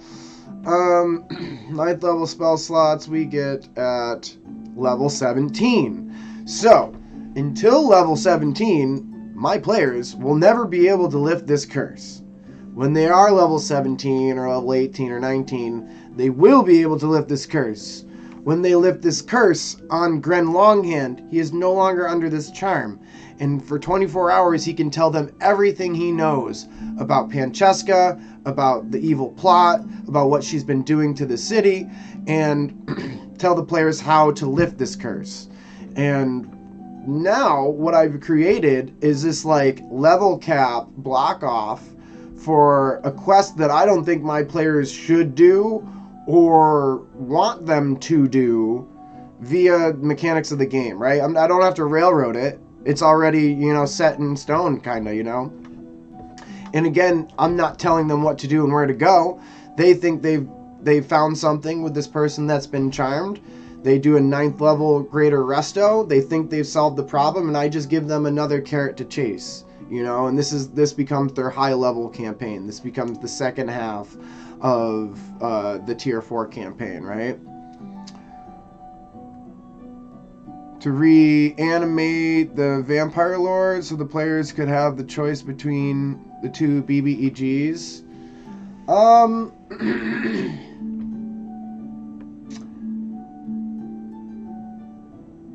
I guess maybe. I had originally played around with the idea of having the vampire in the story as well. But I mean, I kind of like need to take my own advice here and just like not inundate the story or the problem, because it's role play. I only need one thing to kind of guide me and direct me into this plot and story, and everything else will get filled in around it. All the juice, right? So I don't know if I want the vampire to be part of the story. I think just the succubus using an old vampire's lair, kind of just like being a squatter almost on the city and this lair. I think it serves the purpose and is the tool that I need.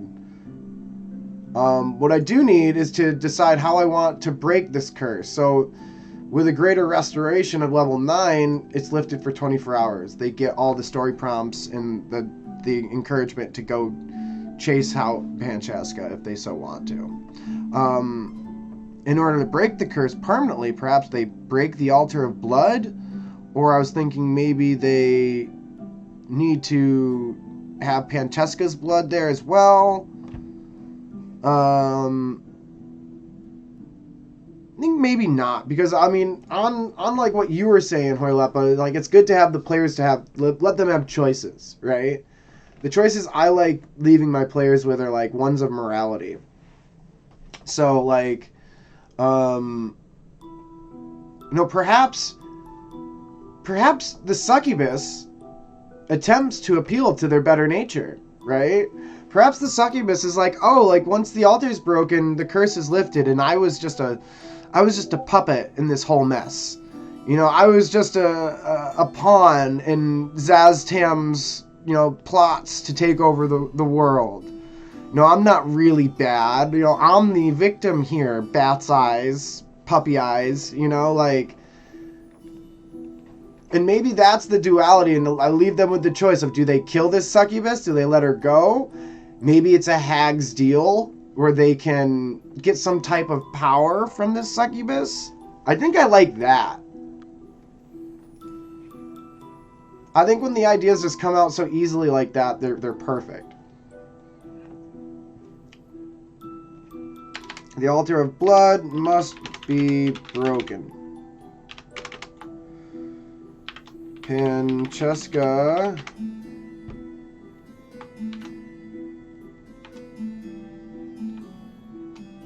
When this happens, or Pancheska is brought to lethal damage, she will attempt to appeal to the party's better nature.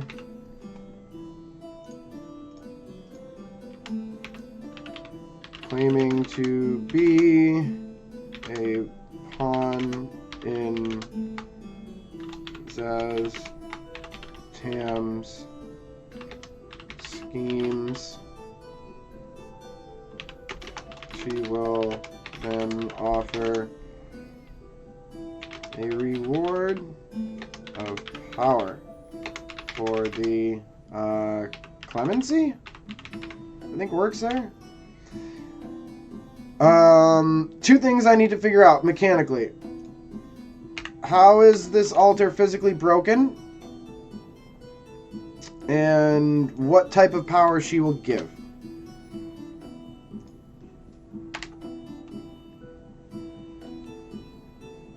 Let's see.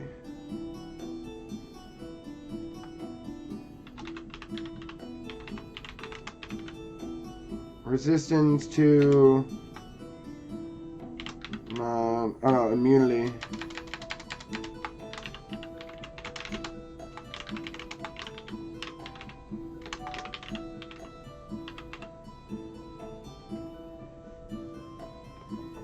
I kind of like this. Let me just side seat on some Baldur's Gate concepts here.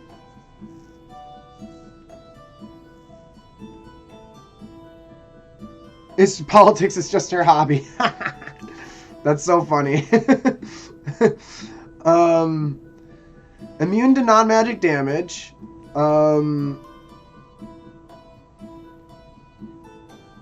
Perhaps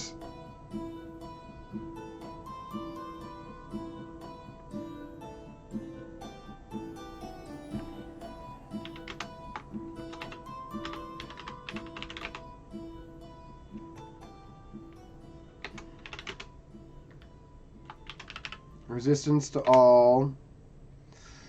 Immune to non-magic damage. Resistance to all.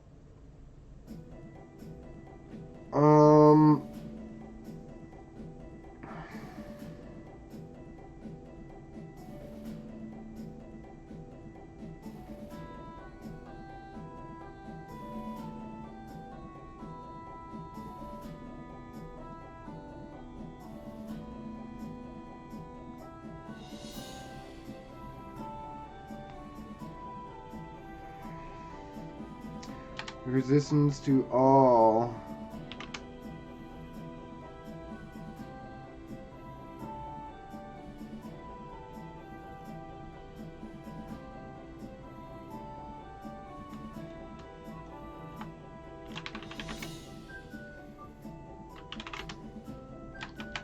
You can use this symbol. Must be greater than 10 damage.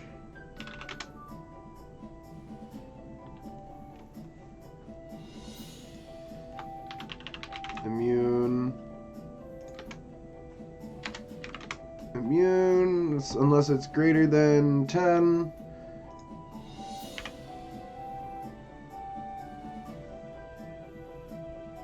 And then we'll go figure out an AC.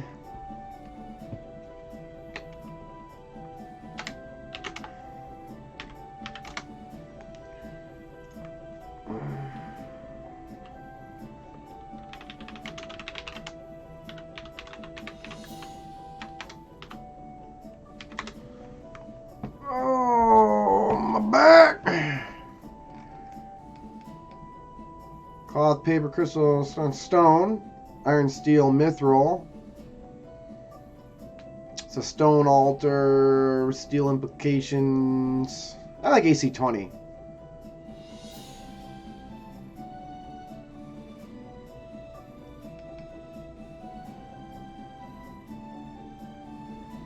Object hit points, large. Cart, 10-foot window. 5d10. Yeah, like 50. Okay. Just max it out. 50 HP.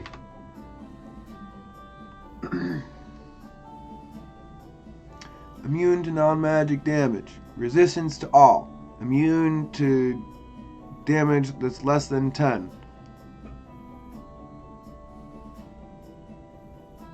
Has 50 hit points.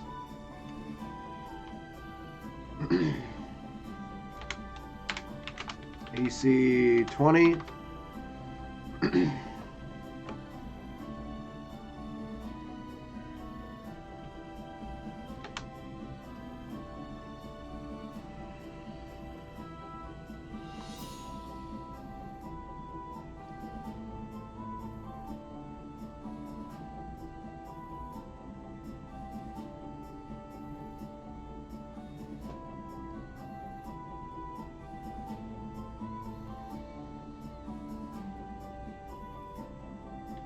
Huh.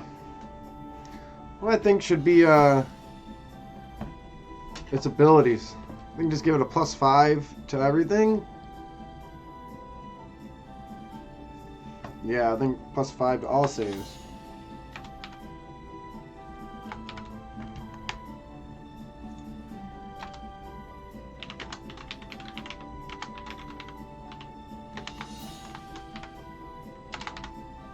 +5.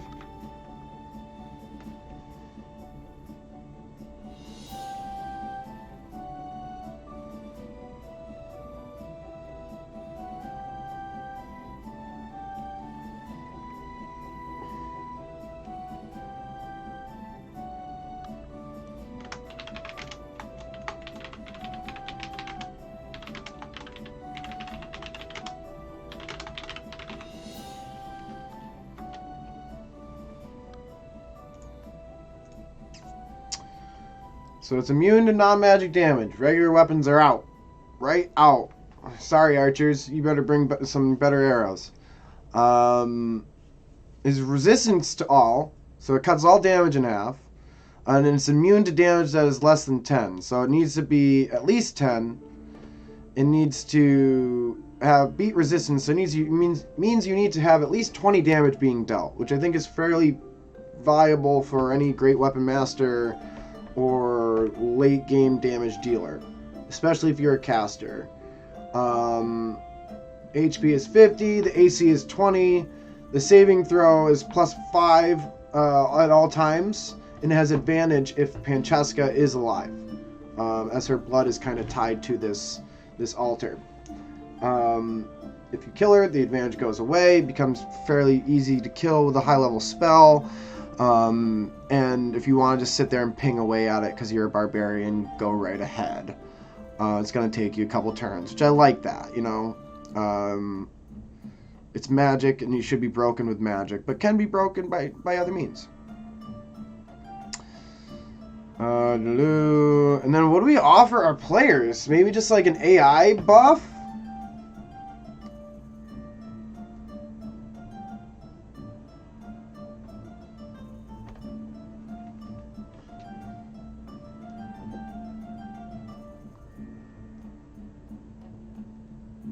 Yeah, maybe a necklace with, like, ability points. People love AI.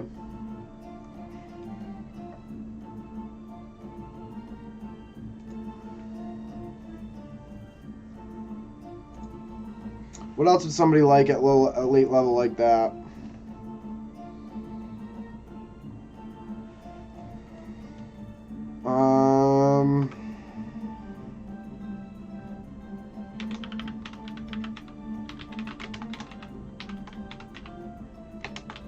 We'll just put appropriate word at the moment. because I want to leave that open for my DM liking. She'll pander, you know, like maybe if the players are really interested in one thing and she knows it because she's in everybody's seat, she'll offer that, right?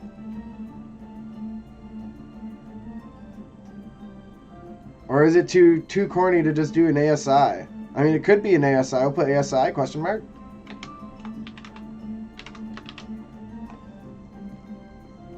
So, like, my issue with the ASI thing, because it's not as cool as... Well, I guess you could do it anyway. Yeah, maybe we'll do that, because that's just cool all around. Plus 2 ASI anywhere. No cap. So you can give yourself +2. My concern was that my players, like, normally by that point in the campaign usually have even ability scores. But if I'm giving them 2 points for a very high level quest here, now it's 2 points to one player. Oh, what happens, right? But if it's 2 and it's a surprise to them, then great, awesome. They can add 2 to one score, add 2 to their con, go 20 to 22, right?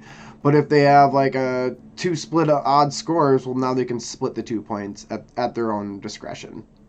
And I think that's the best way to leave it.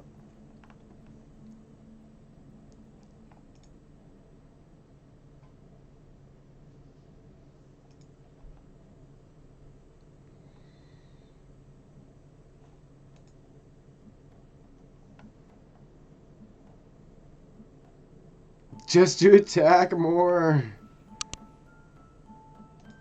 Let's see. Now, how does Dolphin fit into their plot?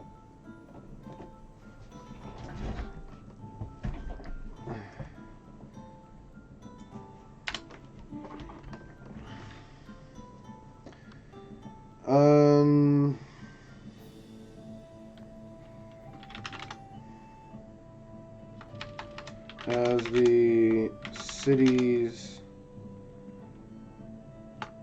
head wizard has been suspicious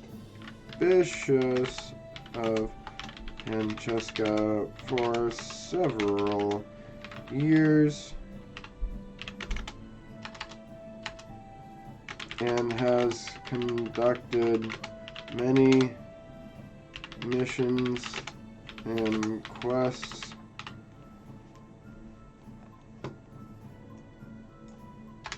contracted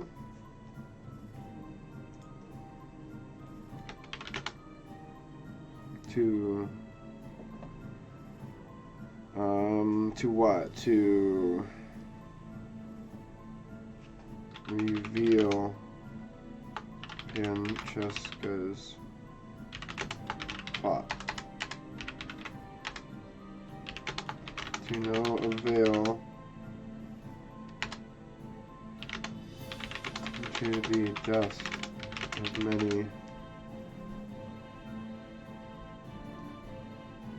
many people, which Dolphin takes personally.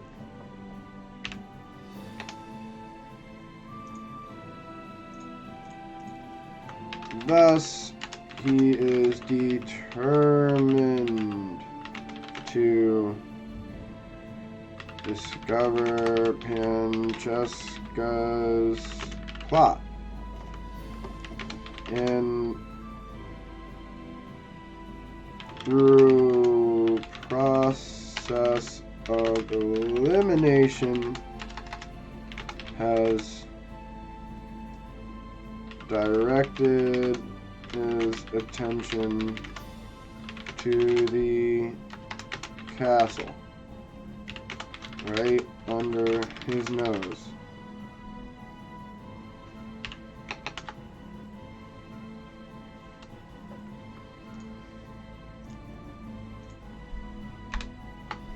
At the beginning of tier 4.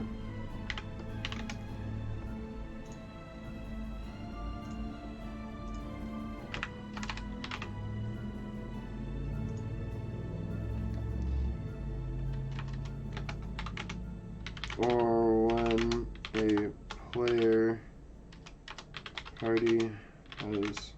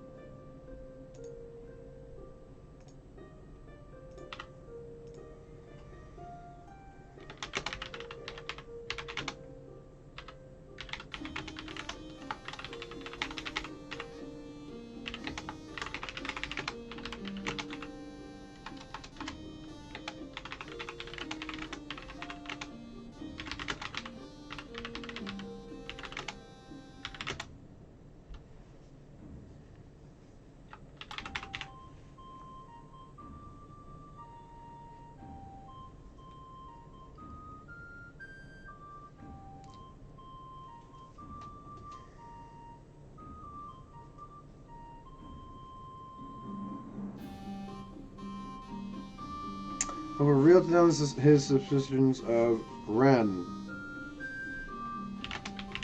and a unknown magic controlling him in some way.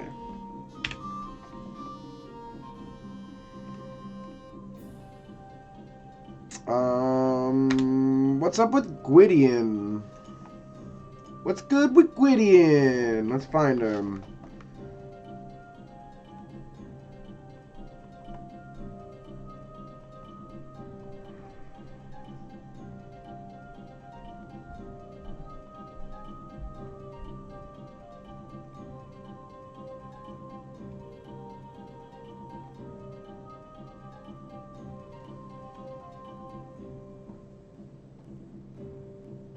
Text Gwydion.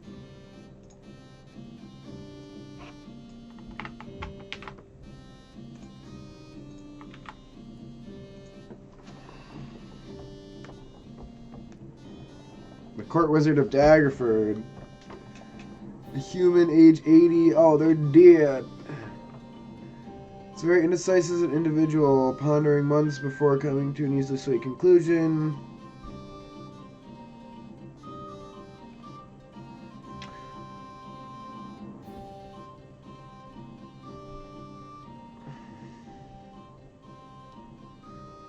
Finding means to achieve immortality. They'll make gold, or at least prolong life. Long ago, he acquired a mysterious book that was reported to detail how to achieve lichdom, but it is said that he found the methods outlined there distasteful.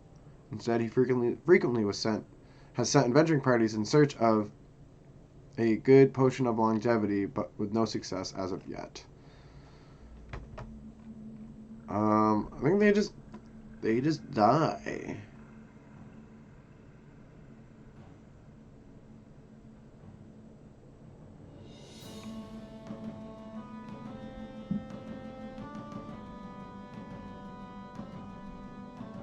Lawful neutral. I guess he'll just be a story point for me, I think.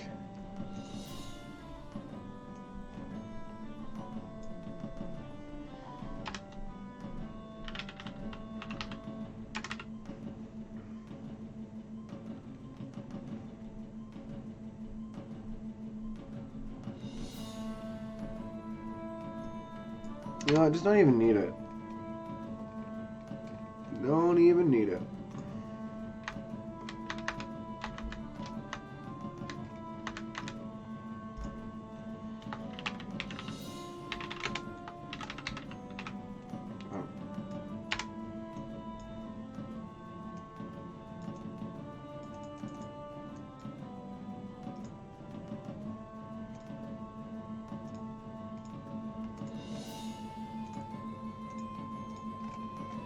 There you go.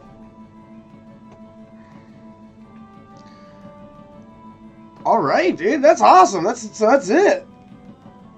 Hey, we'll see you later, Hoilepa. Sadly, you have to go do your job. I know.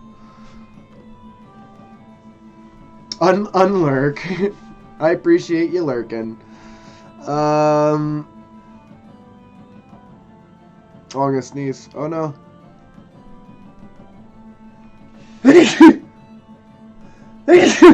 Ooh! Ooh me. Ooh my. I'm so stoked. I think that's like such a perfect story. What we need to do now is a stat block for Pancheska.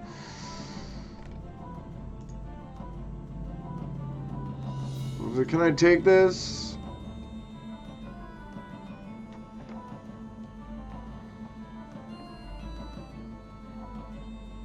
Can if I do something like this?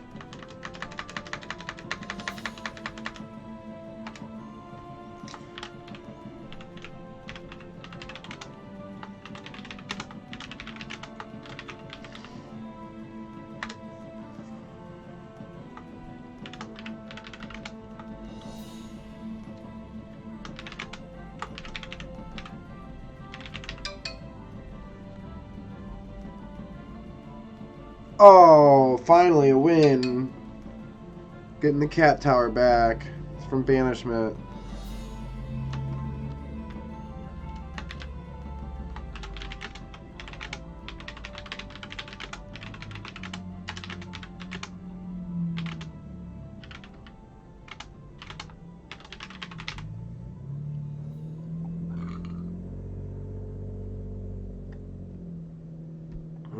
What type of fighter?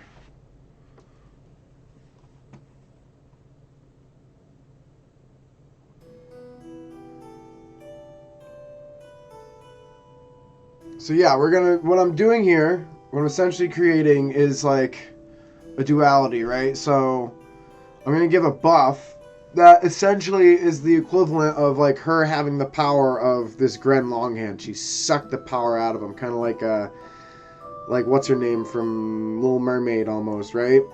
So she's going to be a succubus, a caster with her charming stuff, probably a full level wizard of some sort, equivalent to whatever the party is at, right? But then she will also be a level 9 fighter on top, so she'll have a formidable close range ability in the form of her claws will probably get upgraded, to like anything like that a fighter would be using the same amount of attacks at a fight, you know, action surge, second wind, stuff like that.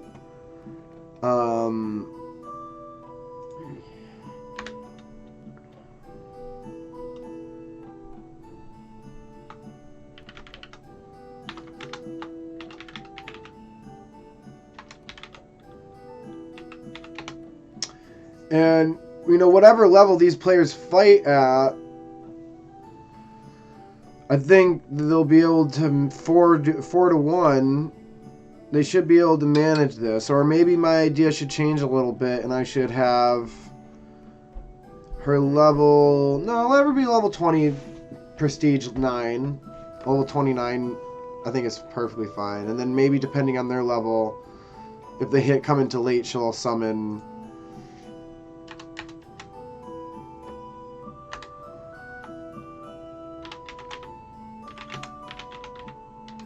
The party.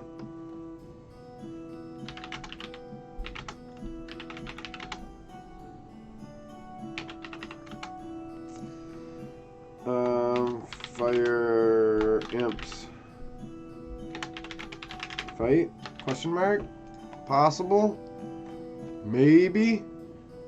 I don't know. But I think, I think that's quite a lot for the day. I think we've done a bit. We got a huge chunk. We finally filled that paragraph void that we were looking at. So it's super excited. We have some new followers today. Bildo, Stone Knife. Appreciate it. Kodak. I will be on tomorrow around the same time as well. I would have been on tonight with some Werewolf Apocalypse, but I don't think I'll have the time. I gotta watch the kid tonight, so I'm gonna be dad mode. But I'll have a new Sunday night session coming up soon. I'll get that on the schedule. Maybe we'll kick off with some more Dungeon Alchemist next week as well. We'll fill up the week, maybe like 2-3 times a week. I think I'm starting to feel a bit healthier in my recovery. Yeah, so thanks everybody for hanging out. Thank you to my lurkers. Always love my lurkers. And we'll see y'all tomorrow. Peace.